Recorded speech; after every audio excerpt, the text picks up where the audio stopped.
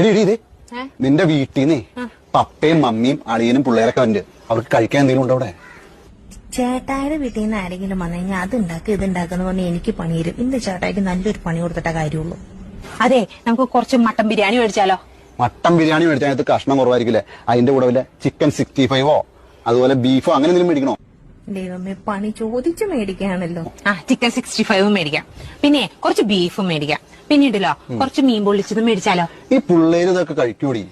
പിള്ളേര് ബിരിയാണി ഇതൊന്നും കഴിക്കില്ല. നമുക്ക് പിള്ളേർക്ക് ചിക്കൻ നൂഡിൽസ് മേടിക്കാം. ചിക്കൻ നൂഡിൽസ് മേടിക്കാം. പിന്നെ പിള്ളേർക്ക് ഐസ്ക്രീം ഭയങ്കര ഇഷ്ടമായിരിക്കില്ല, അത് മേടിക്കണ്ടേ? ഐസ്ക്രീം ഭയങ്കര ഇഷ്ടം, എനിക്ക് ഭയങ്കര ഇഷ്ടം. മേടിച്ചോ. ഇത്രയും പോരേടി.